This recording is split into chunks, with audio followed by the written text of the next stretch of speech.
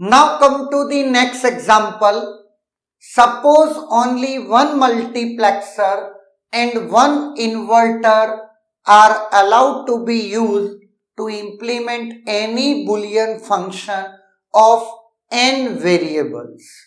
What is the minimum size of multiplexer needed? 2 की power n into 1, 2 की power n plus 1 into 1, 2 की power n minus 1 into 1 and 2 की power n minus 2 into 1. Now, ये gate 2007 में पूछा गया question है 2 मार्क्स का. एक चीज जो हमने अभी तक पढ़ी उससे एक्स्ट्रा है, वो है 1 इन्वर्टर.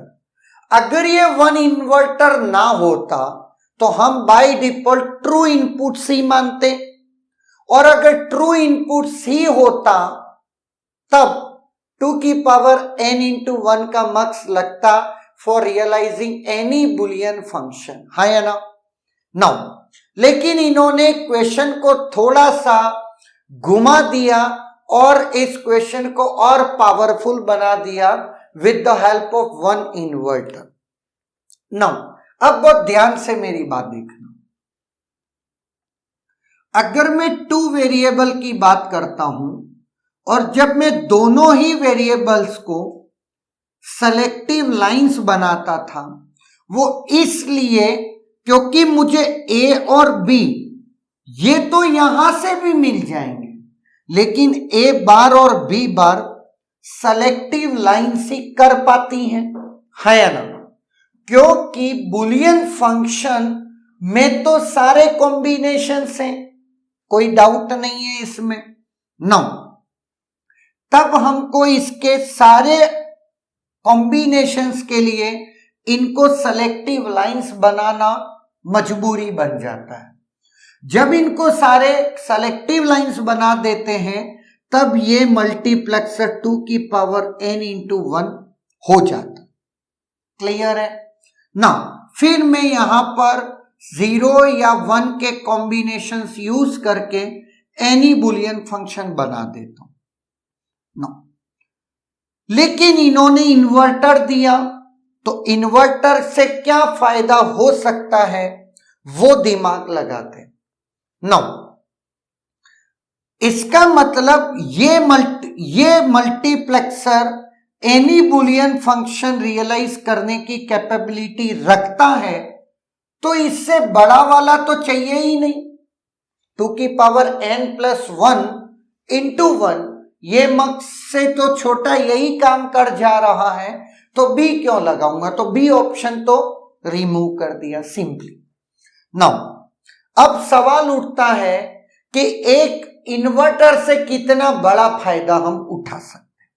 नाउ अब बहुत ध्यान से मेरी बात को सुनना.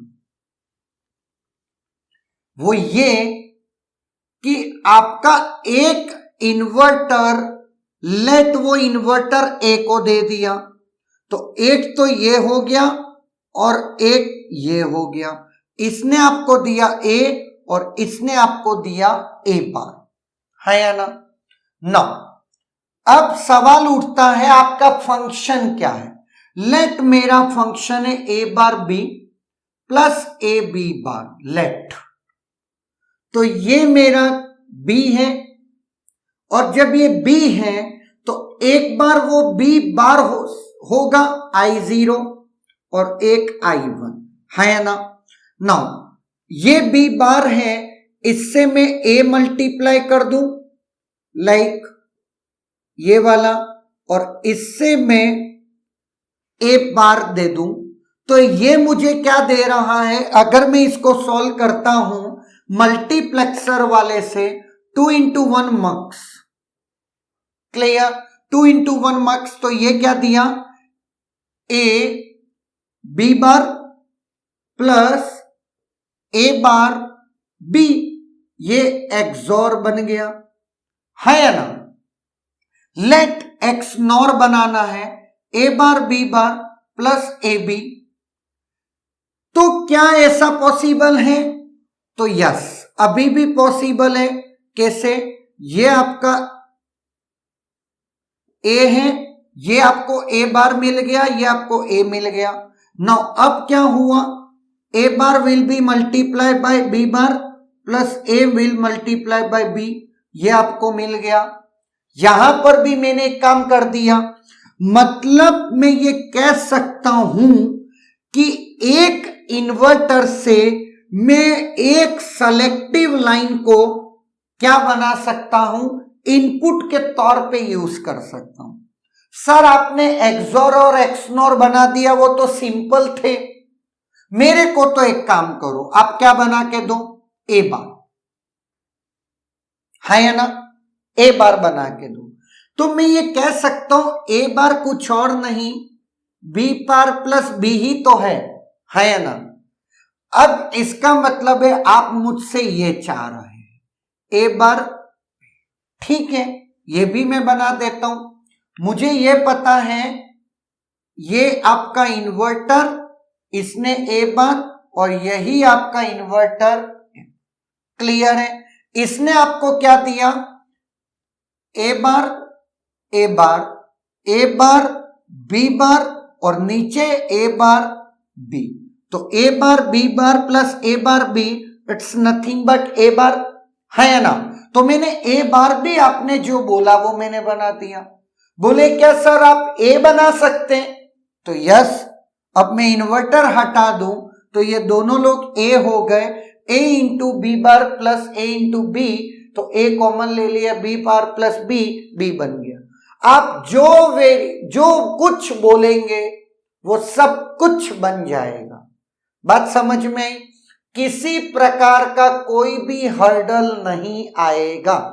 अब हो सकता है कुछ को लगता है सर अब बी बनाओ, बी, ए छोड़ो, तो मैं ये बोलूंगा ये रहा कनेक्शन, इसको दिया 0 और इसको दिया 1, 0 और 1 तो दे ही सकता हूं ना, है या ना, नहीं दे सकता हूं, आराम से दे सकता हूं। तो ये कुछ चीजें हैं जब आप कह सकते हैं सारे बुलियन फंक्शन हम रियलाइज करने के लिए केपेबल हैं। नाउ अब बहुत ध्यान से मेरी बात सुनना, एक इन्वर्टर से हेल्प क्या मिली, हम एक वेरिएबल रिड्यूस कर दे रहे हैं नंबर ऑफ सेलेक्टिव लाइंस में। तो नंबर ऑफ सेलेक्टिव लाइंस एक से रिड्यूस हो गई, तो जो आपका मक्स है वो अभी आपका 4 इंटू 1 मक्स, मतलब 2 की पावर 2 इंटू 1 मक्स, 2 की पावर 1 इंटू 1 मक्स बन गया। तो आपका 2 की पावर n वाली चीज 2 की पावर n माइनस 1 इंटू 1 मक्स रियलाइज कर सकता है। बस एक वेरिएबल को सेलेक्टिव लाइन से इनपुट की जगह पर मैंने क्या कर दिया है, दे दिया। बात समझ में आई, कोई डाउट नहीं। तो इस प्रॉब्लम का आंसर है ऑप्शन सी, कि हम किसी भी बुलियन फंक्शन को रियलाइज कर सकते हैं n वेरिएबल के।